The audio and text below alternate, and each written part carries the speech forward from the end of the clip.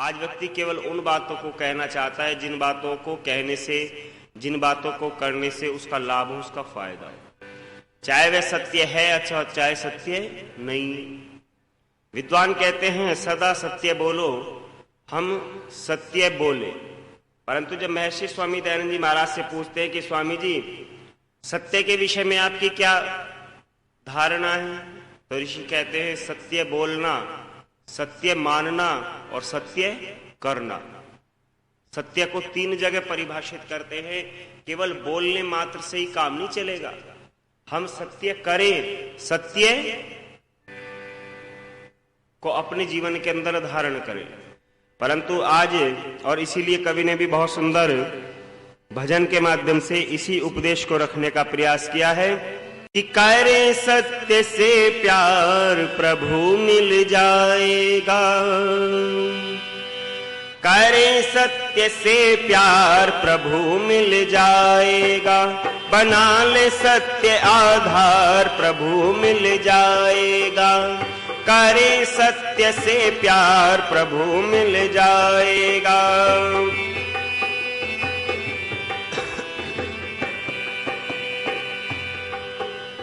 सत्य स्वरूप प्रभु का प्यारा, जिसने जीवन सत्य में भरा, सत्य स्वरूप प्रभु का प्यारा, जिसने सत्य जीवन में भरा, जीवन हो उजियार प्रभु मिल जाएगा, जीवन हो उजियार प्रभु मिल जाएगा, बना ले सत्य आधार प्रभु मिल जाएगा, करे सत्य से प्यार प्रभु मिल जाएगा।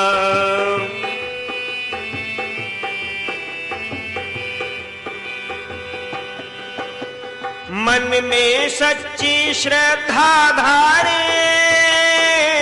वाणी से नित सत्य उचारे, मन में सच्ची श्रद्धा धारे, वाणी से नित सत्य उचारे,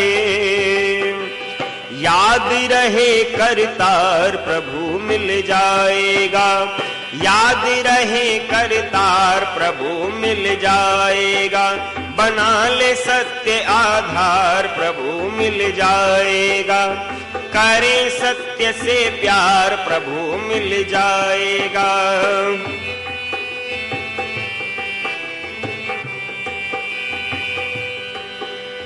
दूसरों के अवगुण ना निरखे, चाल ढाल सब अपनी परखे, दूसरों के अवगुण ना निरखे, चाल ढाल सब अपनी परखे, रखे शुद्ध विचार प्रभु मिल जाएगा, रखे शुद्ध विचार प्रभु मिल जाएगा, बना ले सत्य आधार प्रभु मिल जाएगा, करे सत्य से प्यार प्रभु मिल जाएगा।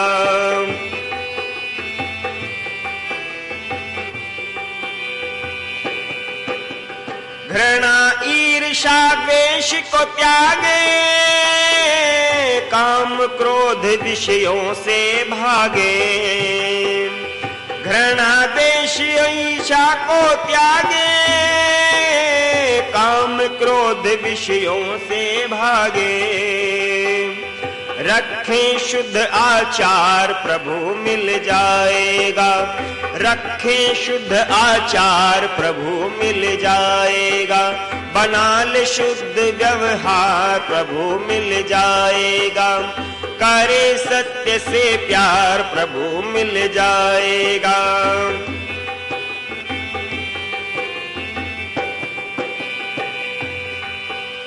यज्ञ कर्म जीवन में लाए, सत्य धर्म पर चले चलाए, यज्ञ कर्म जीवन में लाए, सत्य धर्म पर चले चलाए, होगा बेड़ा पार प्रभु मिल जाएगा, होगा बेड़ा पार प्रभु मिल जाएगा, बना ले सत्य आधार प्रभु मिल जाएगा, करे सत्य से प्यार प्रभु मिल जाएगा।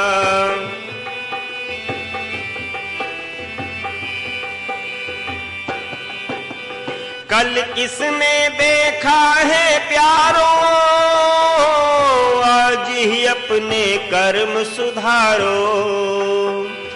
कल किसने देखा है प्यारो, आज ही अपने कर्म सुधारो।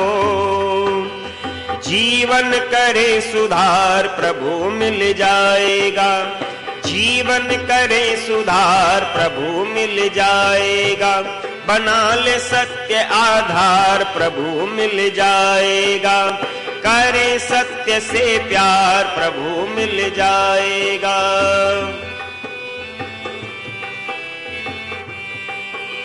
सेवक सबकी सोच भलाई, मन में आए न कोई बुराई। सेवक सबकी सोच भलाई, मन में आए न कोई बुराई। सबका कर उपकार प्रभु मिल जाएगा, सबका कर उपकार प्रभु मिल जाएगा, बना ले सत्य आधार प्रभु मिल जाएगा, करे सत्य से प्यार प्रभु मिल जाएगा, करे सत्य से प्यार प्रभु मिल जाएगा। सत्य को जो जीवन के अंदर धारण करते हैं उनका नाम इतिहासों में भी दर्ज हो जाता है। क्योंकि आप देखिए बहुत इतिहास, बहुत उदाहरण ऐसे हैं जो हमारे महापुरुषों ने सत्य को अपने जीवन के अंदर धारण किया। सत्यवादी हरिश्चंद्र के नाम को लोग जानते हैं। अच्छा, उनका नाम क्यों विख्यात हुआ? क्योंकि उन्होंने अपने जीवन के अंदर सत्य को धारण किया। और उनके नाम के साथ में भी क्या लग गया? सत्यवादी राजा हरिश्चंद्र। और आज भी उनके किस्से, आज भी उनकी कहानियां हम सुनने को मिलती हैं। एक और राजा ऐसे ही हुए हैं जिनका नाम महाराज युधिष्ठिर था। और सत्य बोलने के कारण ही उनको एक ऐसी उपाधि दी गई जो महाभारत में किसी को नहीं दी गई। कौन सी उपाधि? धर्मराज की उपाधि। युद्ध भूमि के क्षेत्र में खड़े हैं और उस समय भी क्या कह रहे हैं कि मैं झूठ नहीं बोलूंगा, मैं सत्य ही बोलूंगा। बहुत कहा श्री कृष्ण महाराज ने कि आप ये कह दो कि अश्वत्थामा मारा गया। तो क्या कहते? मैं कैसे कह दूं अश्वत्थामा मारा गया जब तक अश्वत्थामा जिंदा है? मैं झूठ नहीं बोल सकता। तो श्री कृष्ण महाराज क्या करते? अश्वत्थामा नाम के हाथी को मरवा देते और कहते अब तो कह सकते हो कि अश्वत्थामा तो नरोवा कुंजरोवा, ये कह देना मुझे पता नहीं कि आदमी था कि हाथी था। प्रतिकूल परिस्थिति में भी सत्य का साथ नहीं छोड़ा। परंतु आज हम क्यों जी प्रतिकूल परिस्थिति में छोड़ते कि अनुकूल में भी छोड़ देते? अनुकूल में भी छोड़ देते। आज हम सत्य बोलने का अभ्यास ही आज समाज नहीं रहा है। आज छोटी छोटी बातों में भी झूठ बोलने का प्रयास करते हैं। और देखिए, झूठ जब हम किसी चीज का धारण कर लेते हैं, किसी चीज को ग्रहण कर लेते हैं, तो फिर वो आदत में बन जाती है। फिर व्यक्ति को ऐसा नहीं लगता कि हाँ तूने कुछ गलत कर दिया। एक बार डॉक्टर सोमदेव शास्त्री हैं, बंबई के हैं, आर्य समाज के बहुत बड़े प्रचारक हैं। इस समय चित्तौड़गढ़ गुरुकुल को वो संभाल रहे हैं क्योंकि अकस्मात आचार्य जी का वहां की देहांत हो गया था।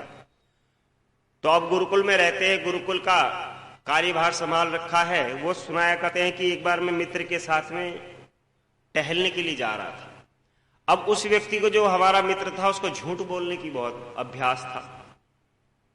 मतलब ना चाहते हुए भी अपने आप ही मुंह से निकल जाता था, बहुत सीधे हो भी जाता है। अब हम दोनों घूमने जा रहे थे, सामने से एक व्यक्ति आया। उसने कहा कि पंडित जी कहाँ जा रहे हो? तो वो व्यक्ति कहता है मंदसौर जा रहे हैं। वहां से मंदसौर कस्बा उनका जिला पड़ता है, वो नजदीक पड़ता है। तो पंडित जी कहने लगे हम तो यही घूमने जा रहे हैं, आपने कह दिया मंदसौर जा रहे हैं, आपने झूठ क्यों बोल दिया? तो कहने लगा पंडित जी पर मेरे तो मुंह से निकल गया ऐसे ही, अब जब निकल गया तो निकल गया। पंडित जी सोचने लगे इस व्यक्ति ने तो कह दिया कि मंदसौर जाना है और हम तो यही घूमने के लिए जा रहे हैं, अगर ये व्यक्ति वापस दोबारा मिल गया तो ये क्या जवाब देंगे? पंडित जी तो सोच ही रहे हैं कि ये क्या जवाब देंगे अगर वो व्यक्ति दोबारा वापस मिल गया, और अकस्मात इतनी देर में जब ये घूम करके वापस आए वो व्यक्ति भी वापस जा रहा था। वो कहने लगा आप तो कह रहे थे कि मंदसौर जा रहे हैं, आप तो यहीं घूम रहे हो। तो उस व्यक्ति को एक क्षण की भी देर नहीं लगी, वो कहने लगा जिससे मिलने जा रहे थे वो यहीं बस अड्डे पर ही मिल गया। जब व्यक्ति झूठ बोलने का भी अभ्यासी हो जाता है ना, तो उसको सोचने की आवश्यकता नहीं पड़ती। अच्छा, जो व्यक्ति सत्य ही बोलता है उसको तो किसी भी प्रकार का भय नहीं होगा। और आप देखिए जब हम झूठ बोलते हैं तो मन के अंदर भय उत्पन्न होता है कि नहीं होता है? चाहे छोटा बच्चा बोले चाहे बड़ा व्यक्ति बोले। और लोग कहते हैं ना जी, चोर को पुलिस वाले कैसे पहचान लेते हैं, जो ये अपराधी है, क्रिमिनल है, इनको कैसे पहचान लेते हैं? वो गलत कार्य को करते हैं जिसके कारण उनके मन के अंदर भय व्याप्त होता है, और वो भय, वो डर व्यक्ति के चेहरे से पता चल जाता है। इसीलिए हमारे यहां एक चीज सिखाई जाती थी, चेहरे को पढ़ने की कला। पहले माताएं बहनें चेहरा पढ़ती थी, पहले अध्यापक भी चेहरा देख करके पहचान लेता था कि इस बच्चे ने होमवर्क कर लिया और इस बच्चे ने होमवर्क नहीं किया। अब किसी को मतलब ही नहीं, क्यों जी, कोई करे या ना करे, बोर्ड पर लिख दिया, अपना उतार लो, घर जाकर के होमवर्क कर लेना। परंतु पहले अध्यापक सारी बातों का ध्यान रखता था, कौन बच्चा क्लास में बदतमीजी कर रहा है, कौन बच्चा अच्छा है पढ़ने में, कौन बच्चा कमजोर है। अब को नहीं ध्यान देता, क्यों? अब तो ट्यूशन पढ़ाना है, क्लास में ज्यादा दिमाग खराब करना ही नहीं है। अगर क्लास में ज्यादा पढ़ा देंगे तो ट्यूशन कौन पढ़ेगा? ये भी तो असत्य है। जिस कार्य को करने के लिए हम आए हैं, अगर उस कार्य को हम नहीं कर रहे तो ये भी असत्य ही माना जाएगा, ये भी झूठ की सहारा लिया जाएगा। विद्वानों ने कहा है इसीलिए कि हम सत्य को समझें, सत्य किसको कहते हैं, सत्य क्या है, और इस बात का पता कहाँ चलता है, इस बात का ज्ञान हमको प्राप्त कराते हैं विद्वान लोग। जब जब हम विद्वान लोगों के पास में बैठते हैं, उनका सानिध्य करते हैं, तब तब वो उस ज्ञान को हमें प्रदान करते हैं। और कवि ने भी बहुत सुंदर समझाने का प्रयास किया है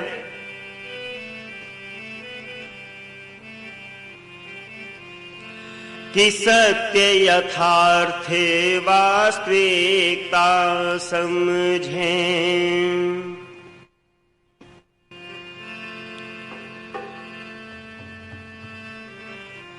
कि सत्य यथार्थ वास्तविकता को समझें, उतना ज्ञान चाहिए और सरल भाषा में समझाने वाले विद्वान चाहिए। सत्य यथार्थ वास्तविकता को समझे उतना ही ज्ञान चाहिए और सरल भाषा में समझाने वाले विद्वान चाहिए।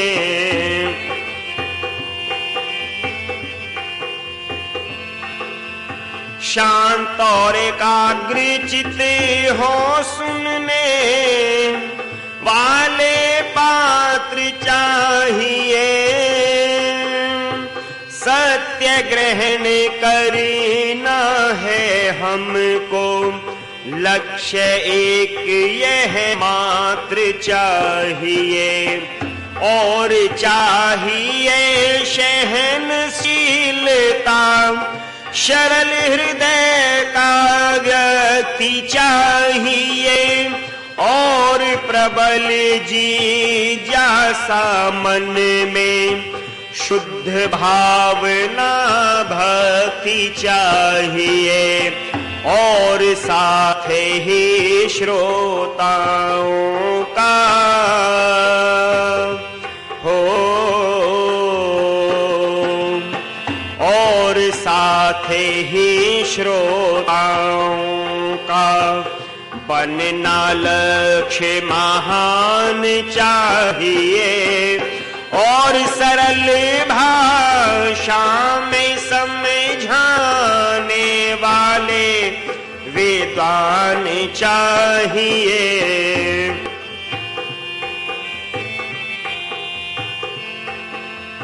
नहीं चाहिए उच्छृंखलता, करना नहीं कुतर्क चाहिए। नहीं चाहिए उच्छृंखलता, करना नहीं कुतर्क चाहिए। निर्भयता पूर्वक करना, तर्क वितर्क सुतर्क चाहिए।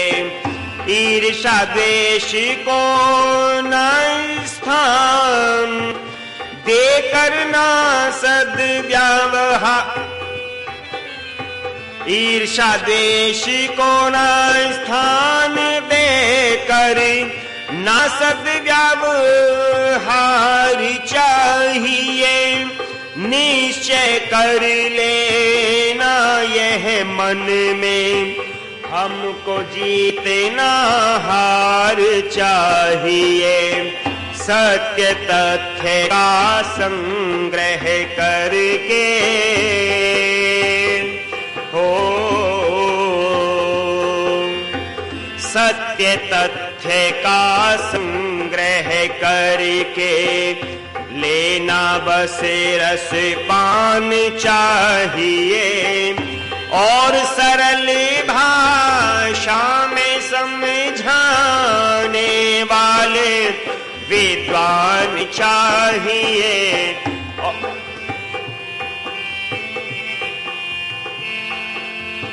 प्रतिपक्षी की बातें सुनकर ऊब न जाना हमें चाहिए। पक्षी की बातें सुनकर ऊब न जाना हमें चाहिए। अपितु नम्रता पूर्वक ही उसको समझाना हमें चाहिए।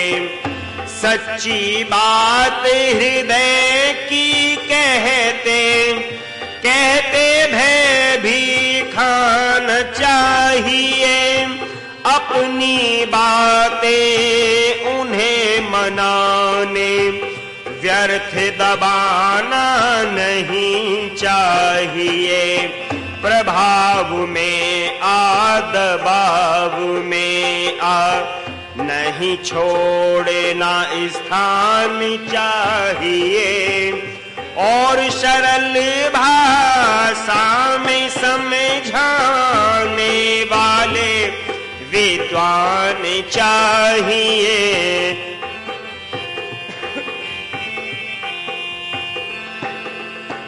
मन मुटाव हो नहीं किसी से, ऐसी करनी बात चाहिए।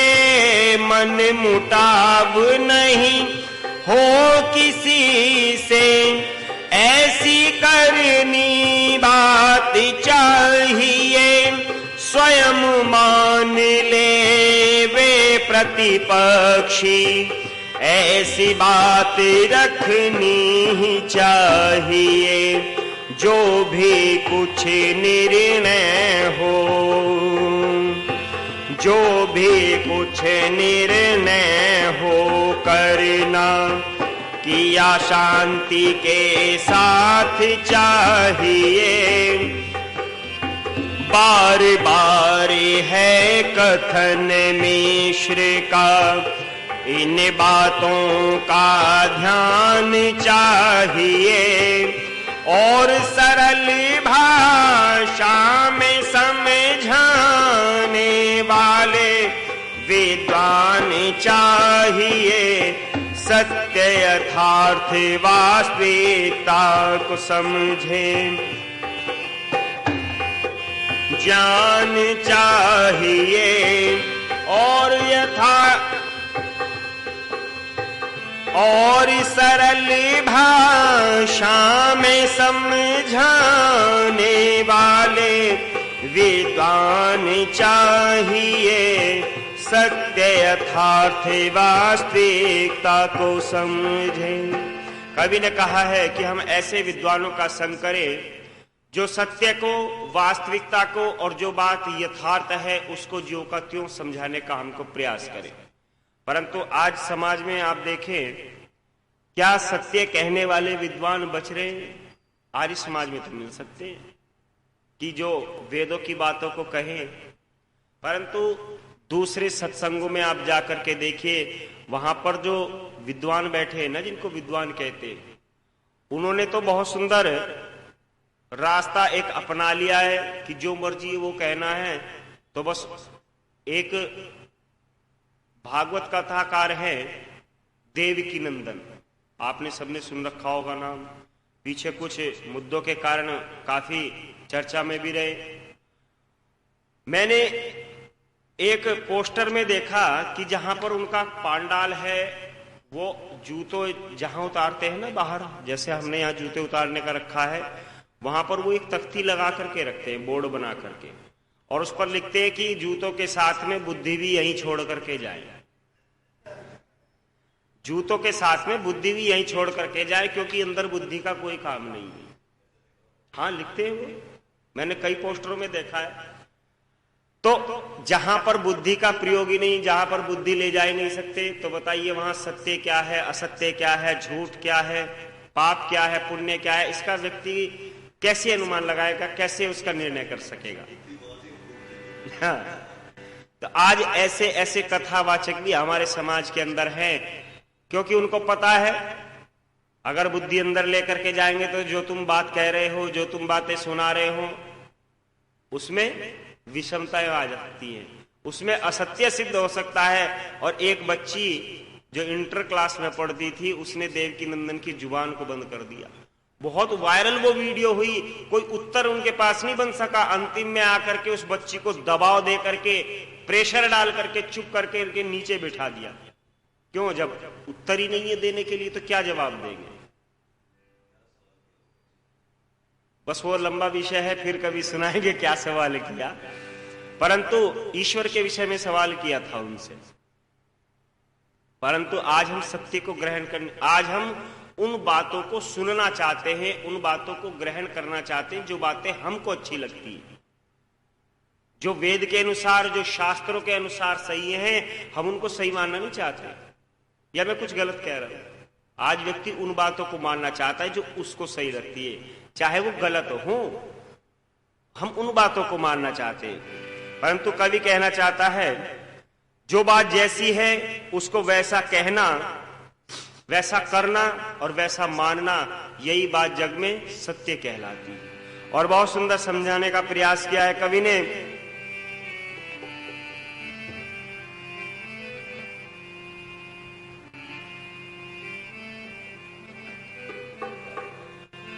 कि जो जैसा है उसको वैसा कहना, जग में सत्य वही है।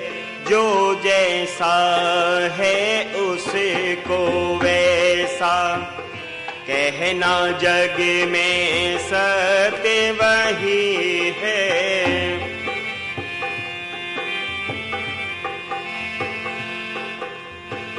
ईश्वर को सरिवज जीव को ईश्वर को सरिवज जीव को है अल्पज समझना चाहिए। और प्रकृति को जड़ कह कर इससे नहीं बदलना चाहिए। सूर्य सूर्य है, जल जल ही है, वायु वायु धरती धरती, जनता एक दूसरे में विपरीत भावना क्यों भरती, निर्भयता से सदा क्यों नहीं हो, निर्भयता से सदा क्यों नहीं करती, जो कुछ बात सही है, जो जैसा है उसको वैसा कहना, जग में सत्य वही है, जो जैसा ईश्वर है क्यों नहीं मूर्ति में, पर ईश्वर तो मूर्ति नहीं है, प्रतिमा के द्वारा ईश्वर की हो सकती क्या पूर्ति कहीं है, प्राण मूर्ति में आएगा क्या, कर देने से प्राण प्रतिष्ठा, रखने से विपरीत भावना, सच कहलाएगी क्या निष्ठा, नहीं समझ में आता क्यों, नहीं समझ में आता ऐसा, क्यों नहीं जनता मान रही है, जो जैसा है उसको वैसा कहना, जग में सत्य वही है, जो जैसा है उसको वैसा। आज आप देखिए समाज में जगह जगह मंदिरों की स्थापना हो रही है, जगह जगह अलग अलग मत वाले अपने अपने पूजा स्थल बना रहे हैं।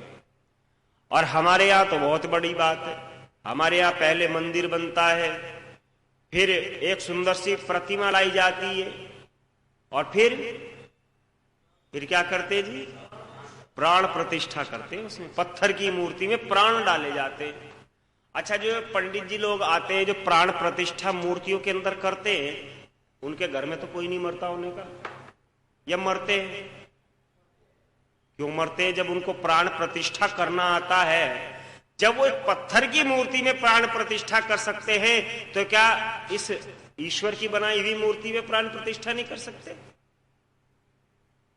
सोचने की बात है, विचार करने की बात है, परंतु हम विचार ही नहीं करते। क्यों? हमारे पेट में तो ये डर है, अगर हमने ये बात कह दी तो भगवान जी नाराज हो जाएंगे, कहीं हमारे ऊपर क्रोध ना कर दे भगवान जी, क्योंकि यही तो डर है। आज जो ये धर्म का धंधा जो चल रहा है ना, धंधा ही कहूंगा, आप कहेंगे क्यों कह रहे हैं जी धंधा, ऐसी बात क्यों कह रहे हैं? तो अभी कल परसों काशी विश्वनाथ के मंदिर की एक रेट लिस्ट मुझे प्राप्त हुई, रेट लिस्ट। अब उस रेट लिस्ट में उन्होंने रेट दे रखे कि साधारण दर्शन करने के 500 रुपए, जो आम दिनों में दर्शन कर लेते हैं, जैसे कोई भी लोग जाकर के दर्शन कर सकते हैं, उसके 500 रुपए, विशिष्ट दर्शन के 750 रुपए, फिर उसमें उन्होंने दे रखा है कि विशिष्ट आरती के समय दर्शन के 1000 रुपये, विशिष्ट श्रृंगार के साथ दर्शन के 2000 रुपये, और जैसे कोई बड़ा फेस्टिवल, कोई त्योहार होता है ना, तो जो सबसे अंतिम राशि थी वो 20,000 रुपए थी। अब आप देखें, भगवान के दर्शन करने के लिए जब 20,000 रुपए का टिकट लग रहा है, तो क्या है? धंधा ही तो है। जिस ईश्वर ने, जिस परमपिता परमात्मा ने सारा संसार बनाया, जैसा उन पुजारियों के लिए है ऐसा ही हमारे लिए है। क्यों जी? या हमसे कुछ अलग हो जाएगा? परंतु टिकट लगा रखे हैं आप, और ये मेरी कहीं नहीं, आप जाकर के चेक भी कर सकते, देख भी सकते, क्योंकि अब से लगभग 24 साल पहले मैं हरिद्वार गया, जब हमने रथ यात्रा को प्रारंभ किया और कुंभ मेले में गए, तो अब से 24 साल पहले मैंने भारत माता के मंदिर में 5 रुपए का टिकट देकर के मंदिर को देखा था। और हमारे पिताजी तो ये कहते हैं 35 साल पहले मैं यहीं अहमदाबाद में अक्षरधाम मंदिर में टिकट देख करके भगवान के दर्शन करके आया। तो जहां ईश्वर के दर्शन करने के लिए टिकट लग रहे हैं, तो क्या आप मान सकते कि वहां पर सत्य का प्रचार हो रहा है? मैं तो नहीं मानता। वहां तो व्यापार हो रहा है, वहां पर धर्म का प्रचार नहीं हो रहा है। आज समाज के अंदर धन कमाने के लिए लगे पड़े, झूठ बोलना पड़े, छल करना पड़े, कपट करना पड़े, कुछ भी करना पड़े, बस धन आ जाए। इसीलिए आज हम सत्य से दूर होते चले जा रहे हैं। आज समाज में सत्य की कोई कीमत नहीं है, या कोई कीमत समझता है सत्य की? कीमत है, पर कीमत समझता कोई आर्य समाज में भी नहीं रही है। ये भी आपका भ्रम है, मैं तो साफ कह रहा हूं। आर्य समाज में भी आज चाटकारों की जो खूब चल रही है, जो मंत्री जी के पैर छू ले, जो मंत्री जी को प्रधान जी को नमस्ते कर दे, जो एक दो को पिताजी कह करके संबोधित कर दे, वो बहुत बढ़िया आदमी है। आज अगर आर्य समाज की ही आप स्थिति को देखें ना, तो कोई ज्यादा अच्छी स्थिति नहीं है।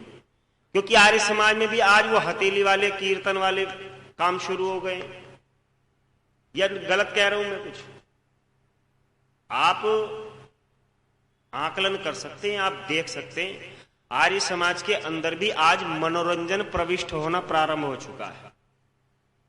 हम उन्हीं बातों को कहना चाहते हैं जो बातें श्रोताओं को अच्छी लगती है, जिन बातों से कुछ मनोरंजन होता है। और इसीलिए आज हम पिछड़ते चले जा रहे हैं, इसीलिए आज हम सत्य से दूर होते चले जा रहे हैं। आर्य समाजों में भी असत्य का प्रवेश हो चुका है, लोभ का प्रवेश हो चुका है, बहुत बुराइयां आर्य समाज के अंदर भी आ चुकी है। क्यों? क्योंकि यहां पर भी कुछ ऐसे लोग, कुछ ऐसे तत्व आर्य समाज के अंदर घुस आए हैं जो आर्य समाज को बदनाम करने के, इस छवि को बिगाड़ने का कार्य कर रहे हैं। आज भी जो आर्य लोग हैं, जो पुराने लोग जुड़े हुए हैं, वो भी आज भी वो लोग सिद्धांतों के ऊपर अडिग हैं। परंतु कुछ ये जो नए आ रहे हैं ना, इन्होंने बहुत ज्यादा विघटन समाज के अंदर पैदा कर दिया है। जातिवाद समाज के अंदर आ चुका है, ऊंच नीच का भाव समाज के अंदर आ चुका है। ये छोटी बात नहीं, ये बहुत बड़ी बात है। और इसका कारण केवल और केवल यही है कि आज हम अपने जो उद्देश्य हैं, अपने जो ऋषियों ने ये जो यम नियम को अगर हम अपने जीवन के अंदर धारण कर ले, सारी बुराइयां चली जाएंगी कि नहीं चली जाएंगी? परंतु इन बातों को सुनना ही नहीं चाहते। हम तो कहते, पंडित जी आप पिछली बार आए थे, आपने 2 गीत बहुत सुंदर सुनाए थे, वो गीत दो गीत सुना दीजिए। तो जी होता है कि नहीं होता है? मेरे साथ तो खूब होता है, मैं तो मना कर देता हूं जी, मेरी याद नहीं रहे, मैं भूल गया। एक जगह तो मेरे साथ लड़ाई होने के लिए तैयार हो गई, पंडित जी हम शुरू के दिन से कह रहे हैं कि आप वो गीत सुना दें, वो गीत सुना दें। मैंने कहा जब मेरी याद ही नहीं तो मैं सुनाऊंगा कहां से? मैं तो केवल उन विषयों को सुनाना चाहता हूं जिन विषयों को महर्षि स्वामी दयानंद जी महाराज ने अपने ग्रंथों के अंदर लिखा है, जो कहा है कि हम इन चीजों को अपने जीवन के अंदर धारण करने का प्रयास करें। और ये जो यम नियम है, ये मानिए ये नर्सरी क्लास की शिक्षा है। बाकी आगे बहुत बड़े ग्रंथ पढ़े हैं, उपनिषद पढ़े हैं, क्यों जी, वेद पढ़े हैं, दर्शन पढ़े हैं, शास्त्र पढ़े, परंतु ये नर्सरी क्लास की बातें महर्षि स्वामी दयानंद जी महाराज आर्योदेश रत्नमाला लिखते हैं। वो आर्योदेश रत्नमाला के अंदर छोटी छोटी 2-2 लाइन की पंक्तियां देते हैं, हम तो वो भी याद नहीं है। अगर हम उस डिक्शनरी को याद कर ले तो बहुत बड़ा ज्ञान प्राप्त हो जाए। परंतु आज तो हम भी गाने बजाने में और बस भजन गाने, हमने भजनोपदेशकों ने भी ये सोच लिया है, आधा घंटा मिला है, 3 भजन सुनाने हैं, अपना काम खत्म। और उपदेशक भी यही सोचते हैं, आधा घंटा बोलना है, आधा घंटे के बाद में काम खत्म। परंतु हम ये नहीं सोचना चाहते, ये नहीं विचार करना चाहते, जो आधा घंटा समाज का हमको प्राप्त हुआ, इसकी कितनी कीमत है। इस आधे घंटे में अगर हम सत्य का पालन करते हुए अपने कर्तव्य का निर्वहन करेंगे तो क्या होगा? हमें भी लाभ होगा और श्रोताओं को भी लाभ होगा। हम इसी उद्देश्य को रखते हैं। और हमारे पिताजी ने भी कहा कि बेटा देखो, कोई पसंद करे या ना करे, किसी को अच्छा लगे या ना लगे, केवल और केवल सिद्धांतों पर ही बोलना है। सिद्धांतों से इतर जाकर के कोई भी बात नहीं रखनी है, क्योंकि अगर हम सिद्धांतों से इतर जाकर, क्योंकि धन कमाने के लिए तो और भी व्यवसाय और भी काम होते हैं। मैं केवल भजन ही नहीं गाता, मैं बहुत काम जानता हूं। परमपिता परमात्मा की इतनी कृपा है कि उसने मुझे कई कार्यों में निपुण बना रखा है।